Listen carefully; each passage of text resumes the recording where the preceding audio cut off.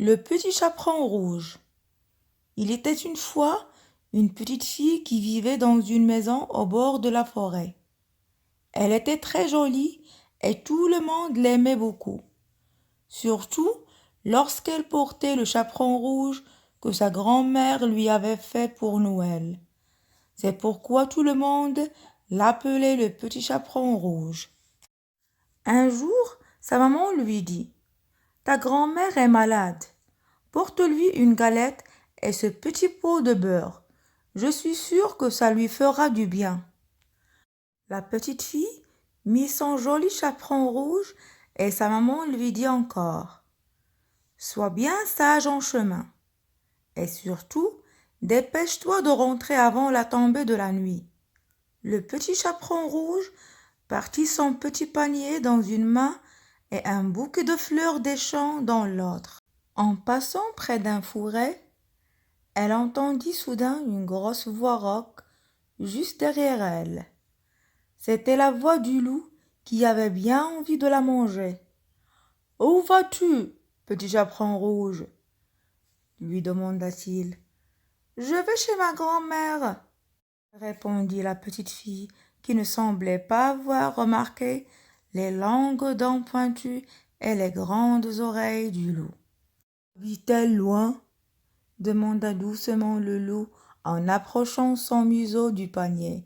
« Plus très loin, » répondit le petit chaperon rouge. « Là-bas, à la sortie de la forêt, tout près du village. »« Eh bien, je vais aller la voir moi aussi, » reprit le loup. « Je passerai par ce chemin ici, et toi, tu passeras par ce chemin-là, et nous verrons bien qui sera le premier. » Le loup se mit à courir de toutes ses forces par le chemin le plus court, tandis que le petit chaperon rouge s'en allait par le chemin le plus long en pourchassant les papillons.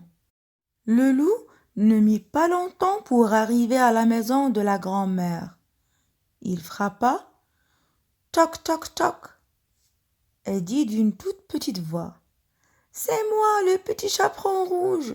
Je t'apporte une galette et un petit pot de beurre. »« Tire la chevillette et la bobinette, chéra, » répondit la grand-mère. Le loup tira la chevillette et la porte s'ouvrit. Il trouva la vieille dame couchée dans son lit. Il bondit sur elle et n'en fit qu'une bouchée, car il y avait plus de 3 jours qu'il n'avait rien mangé. Le grand méchant loup ferma ensuite les volets.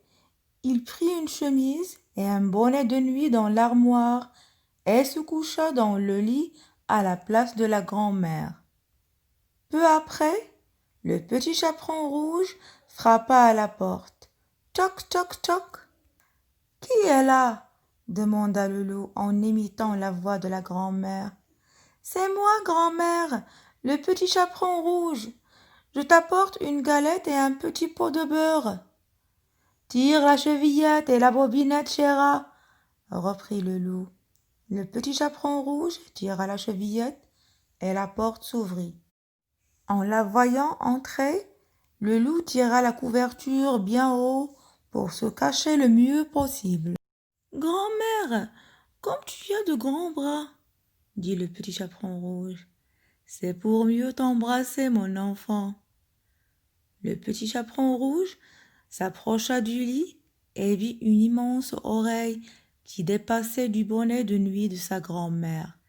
Elle lui dit: « Grand-mère, comme tu as de grandes oreilles !»« C'est pour mieux t'entendre, mon enfant, » répondit le loup. « Pose ton panier par terre. » Le petit chaperon rouge vit alors briller les yeux jaunes du loup.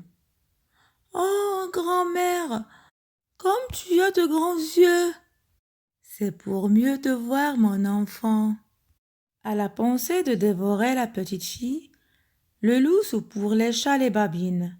« Grand-mère, comme tu as de grandes dents !»« C'est pour mieux te manger, mon enfant. » Et le loup bondit sur la petite fille.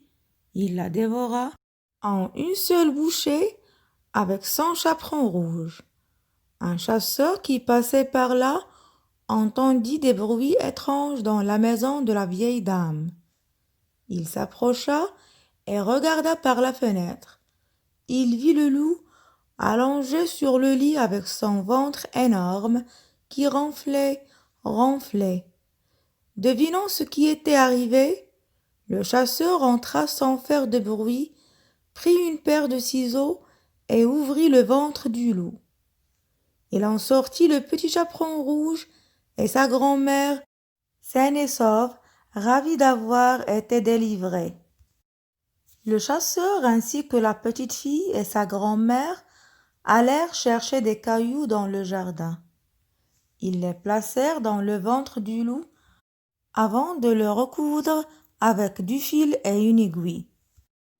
Quand le loup se réveilla, il était de fort méchante humeur et il grommela.